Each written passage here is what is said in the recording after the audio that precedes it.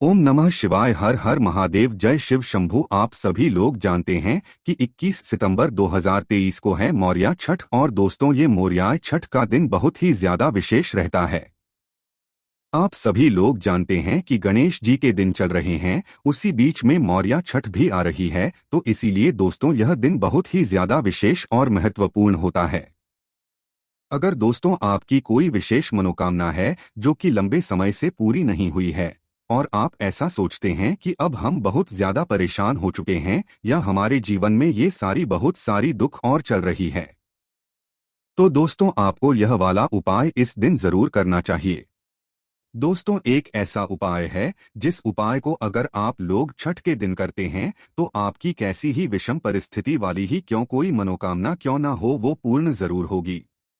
विषम परिस्थिति कहने का तात्पर्य यह है कि आपने कोई ऐसी मनोकामना सोच के रखी हो जो कि लंबे समय से सोच के रखी हो, जिसके लिए आपने पूरी मेहनत करी हो, पर वह मनोकामना आपकी पूर्ण नहीं हो रही हो। यह मनोकामना किसी भी प्रकार की हो सकती है। तो दोस्तों, मनोकामना को पूर्ण करने के लिए आपको यह वाला उपाय इस दिन जरूर करना है, क्योंकि जब हम कोई उपाय विशेष दिन पर करते हैं तो उसका फल हमें बहुत जल्दी मिलता है, और जरूर मिलता है। ठीक है, तो यह वाला उपाय आपको जब करना है जब आपने बहुत सारे उपाय करके देख लिया हो, बहुत सारी चीजें करके देख लिया हो, व्रत करके देख लिया अपनी इस मनोकामना के लिए, तो भी नहीं पूर्ण हो रहा हो, तो आपको यह वाला उपाय करके जरूर देखना चाहिए। तो दोस्तों, इस उपाय में क्या करना है वह आप लोग ध्यान से सुनो। देखो, इस उपाय में मात्र आपको दो चीजों की आवश्यकता होगी। पहला तो एक बेलपत्री। कितनी? मात्र बेलपत्री। उसके बाद में दोस्तों 7 लोटा जल। अब आप कहोगे ये 7 लोटा जल कहाँ से आएगा? तो देखो, 7 लोटा जल अब एक लोटा में तो भर के हम लेकर नहीं जा सकते, तो एक अलग से पात्र में आप लोग शुद्ध पात्र में एक साथ जल भरकर लेकर जाइएगा और अपने साथ में एक लोटा लेकर जाइएगा। मात्र इस उपाय को करने के लिए कब करना है? ये उपाय प्रातःकाल सुबह सुबह मौर्या छठ के दिन, मतलब 21 सितंबर 2023 को। जैसे ही आप शिवजी के मंदिर पहुंचेंगे, शिवजी के मंदिर पहुंचने के बाद आपको प्रातःकाल सुबह सुबह ही पहुंचना है। मंदिर पहुंचने के बाद सबसे पहले आप लोग अपना वह जल का पात्र जो भी लाएं, आप लोग वह नीचे रख दीजिए। सबसे पहले आपका काम रहेगा इस बेलपत्र का है ना, तो सबसे पहले आपको यह बेलपत्र को माता अशोक सिंद्र जी वाले स्थान पर समर्पित करना है। अब आप पूछोगे, यह माता अशोक सिंदूर जी वाला स्थान होता कहाँ पर है? तो यह बात आप सभी लोग जानते हैं कि जो जलाधारी होती है, जलाधारी के बिल्कुल बीचों बीच का जो स्थान होता है, जहाँ पर कई जगह नाग देवता बने होते हैं, कई जगह मोटी सी लाइन होती है, वह स्थान होता है माता अशोक सिंद्र जी का स्थान। तो मात्र आपको ये है कि उस अशोक सुंदर जी वाले स्थान पर आपको सबसे पहले इस बेलपत्र को समर्पित करना है। किस बेलपत्र को? इसी एक बेलपत्र को समर्पित करना है। अब जब इस बेलपत्र को आप माता अशोक चंद्र जी वाले स्थान पर समर्पित करेंगे तो इस बेलपत्र की डंडी का मुख होगा ना, वो डंडी का मुख होना चाहिए जलाधारी की तरफ, मतलब जहां से जल नीचे गिरता है ना, उस तरफ करके इस बेलपत्र के डंडी का मुख करके आपको इसे माता अशोक सुंदरी वाले स्थान पर जलाधारी के बीचों बीच इसको समर्पित करना है। इस बेलपत्र को इस माता अशोक सुंदरी जी वाले समर्पित करने के बाद इसी बेलपत्र को आपको वापस से उठाना है, कुछ समय समर्पित रहने देना है, कम से कम 5-10 सेकंड तक। उसके बाद इसी बेलपत्र को वापस से उठाना है। क्या करना है? उठाना है। उठाने के बाद इस बेलपत्र को भगवान शिव जी पर अब आपको समर्पित करना है। क्या करना है? भगवान शिव जी पर आपको समर्पित करना है। अब जब भगवान शिवजी पर आप समर्पित करेंगे तो इस बेलपत्री की डंडी का मुख पीछे की तरफ होना चाहिए, और जो बीच वाली बड़ी पत्ती का मुख है अब वो आगे की तरफ होना चाहिए। तो इस बात को आप लोग समझ गए होंगे। जो डंडी का मुख है, जब शिवजी पर आप इसी बेलपत्र को चढ़ाएंगे तो का मुख पीछे की तरफ होना चाहिए। तो आपने ये बेलपत्र को भगवान शिव जी पर चढ़ा दिया। अब इसके बाद में आपको क्या करना है? आप जो अपने साथ में एक पात्र लेकर आए हैं, एक लोटा या एक जल लेकर आए हैं, वो जल को आप लोग सामने रख लीजिए। अब देखिए, एक एक लोटा जल करके आपको पूरा 7 लोटा जल भगवान शिव जी पर इसी बेलपत्र के ऊपर समर्पित करना है। पहले तो अपनी बाल्टी या जो भी पात्र में आप जल लेकर आए हैं वो सामने रख लीजिएगा और अपने साथ में एक लोटा रखिएगा। उस एक लोटे जल को भरिए। एक लोटा जल को धीरे धीरे करके एक से पूरे मन और पूरे भाव से का जाप करते हुए चढ़ाते जाइए। तो दोस्तों, अब आपको करना यह है कि अपने उसी एक लोटे से आपको अपने जल पात्र में से जल भर भर के भगवान शिव जी पर चढ़ाना है। वो भी एक धरा से धीरे धीरे करके हैं ना, जैसे कि एक लोटा जल आपने भरा, वो आपने शिव जी पर चढ़ा दिया, फिर दूसरा भरा, फिर तीसरा भरा, फिर चौथा भरा, फिर पांचवा भरा, फिर छठवां भरा, फिर सातवां भरा। इस तरीके से 7 लोटा जल अलग अलग करके भगवान शिव जी पर उसी बेलपत्र के ऊपर आपको एक धारा से करके चढ़ा देना है। चढ़ा दिया आप लोगों ने 7 लोटा जल इस बेलपत्र के ऊपर भगवान शिव चढ़ाने के बाद आपको क्या करना है, कुछ समय भगवान शिव जी के नाम का वहीं पर बैठकर जाप करना है। भगवान से अपनी मनोकामना का स्मरण करना है। भगवान से अपनी मनोकामना बोलनी है, जिस मनोकामना के लिए आप ये उपाय कर रहे हैं। उसके बाद में जैसे ही आपकी ये सारे काम हो जाएं, आपने जो बेलपत्र भगवान शिव जी पर चढ़ाई है, उस बेलपत्र को उठा लो। क्या करना है, उठा लो और उठाकर सीधा अपने घर लेकर आ जाओ, क्योंकि इस बेलपत्र को आपको अपने घर पर रखना है। तो इस बेलपत्र को उठाकर भगवान से प्रार्थना करके इसे अपने घर पर ले आओ।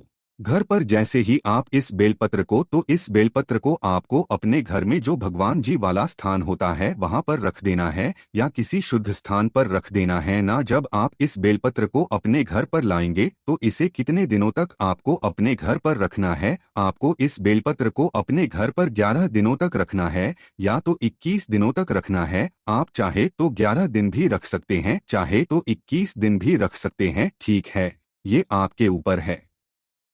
तो आप इस बेलपत्र को 11 दिन या 21 दिन अपने घर में रखने के बाद किसी भी बहते हुए जल में आपको इसे विसर्जित करना है, मतलब प्रवाहित देना है। जो जल बह रहा हो और जो जल चल रहा हो, उस जल में आपको इस बेलपत्र को मतलब प्रवाहित कर देना है, समर्पित कर देना है। कब करना है, 11 दिन या 11वें दिन या 21वें दिन या इसके बाद में। तो आपको इस बेलपत्र को लेकर जाना है किसी भी बहते हुए जल में या किसी भी नदी में, और वहां पर जाकर जब आप इस बेलपत्र को विसर्जित करो या इसे प्रवाहित करो, तो उस समय अपनी मनोकामना मन से बोलना, दिल से बोलना और भगवान से प्रार्थना करके इस बेलपत्र को वहां पर समर्पित कर देना है।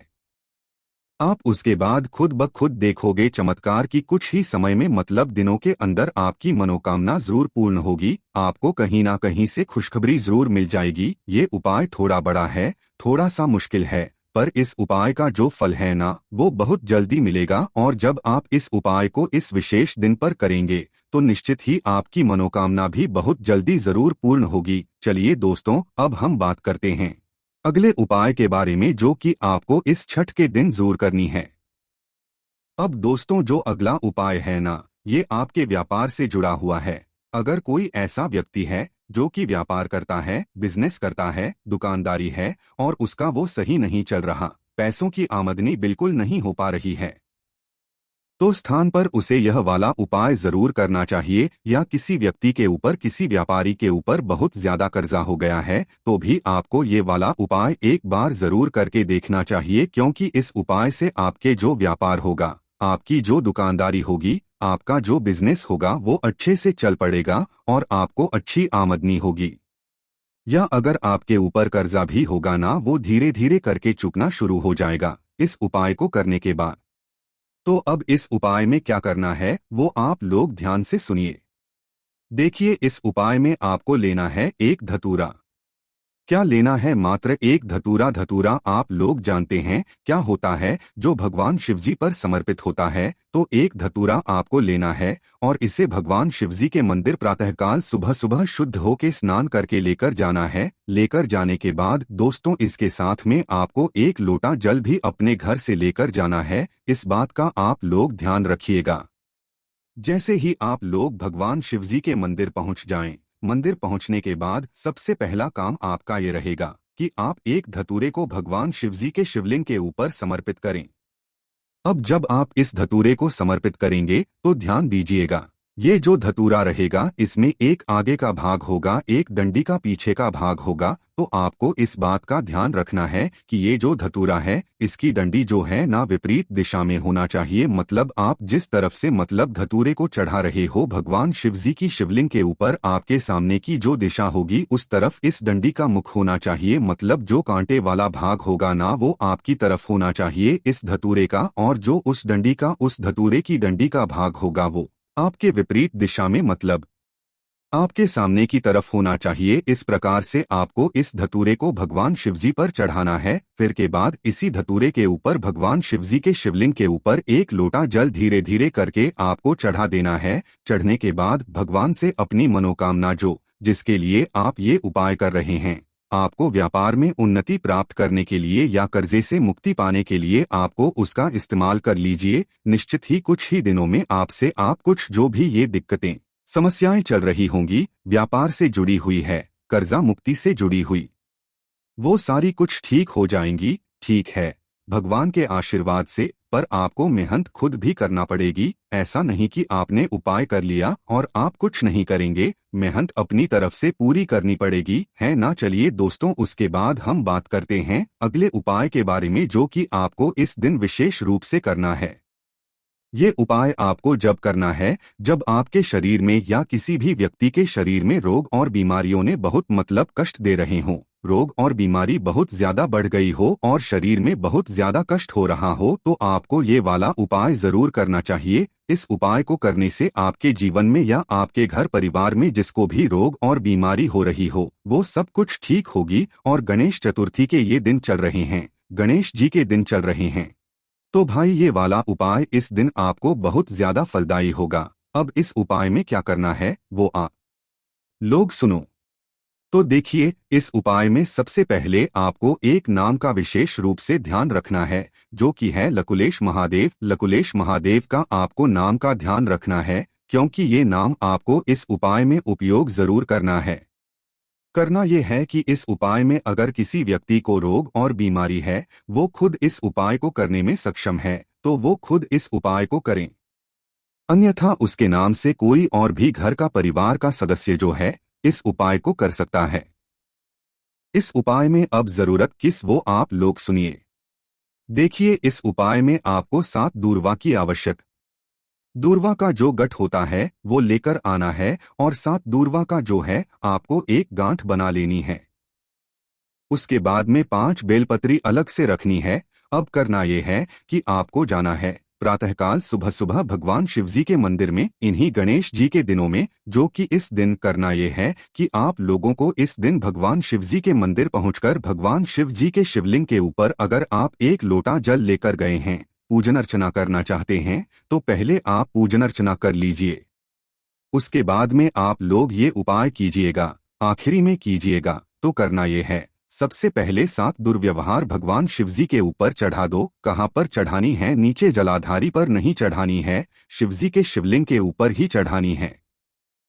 7 दुर्वा पहले एक साथ चढ़ा दो, फिर उसके बाद 5 बेलपत्री एक साथ जमा कर भगवान शिवजी पर चढ़ा दो। चढ़ाने के भगवान से प्रार्थना कर लो और चाहो तो शिव जी पर चढ़ा हुआ जल लाकर उस व्यक्ति को पिला सकते हो, या कोई वही इस उपाय को करने के लिए गया तो वहीं के वहीं वह उस जल का शिव जी की जलाधारी से नीचे कर रहा है। तो दोस्तों, यह भी एक बहुत ही बड़ा और विशेष उपाय है जिससे कि किसी प्रकार की रोग और बीमारी क्यों ना हो वह जरूर ठीक होती है। और कई सारे लोगों को आपने देखा होगा सफेद दाग की भी दिक्कत होती है, तो उस जगह पर भी यह वाला उपाय आपको जरूर काम करेगा। सफेद दाग की दिक्कत भी आपकी दूर होगी इस उपाय को करने से, है ना। उसके बाद में दोस्तों, अगर शाम के बहुत उत्तम उपाय की बात करें तो दोस्तों, इस दिन आप लोग शाम के समय भगवान शिवजी के मंदिर जाकर आप लोग वहां पर एक गोल पाती का घी का दीपक लेकर जा सकते हैं। पर उसमें आप लोग एक जो है कुछ काले तिल के जो दाने होते हैं ना पूजन वाले, वो डालकर अगर लेकर जाते हैं और इस दीपक को ले जाकर फिर भगवान शिवजी के मंदिर में शाम के समय लगाते हैं तो भगवान शिव जी से आपसे बहुत प्रसन्न होते हैं। तो दोस्त, तो ये कुछ विशेष उपाय थे जो कि आप लोग 21 सितंबर 2023 छठ के दिन कर सकते हैं। अगर इन उपाय करने में आपको कोई भी दिक्कत समस्या आती है, आप उनसे कमेंट करके पूछ सकते। ओम नमः शिवाय, हर हर महादेव, जय शिव शंभू।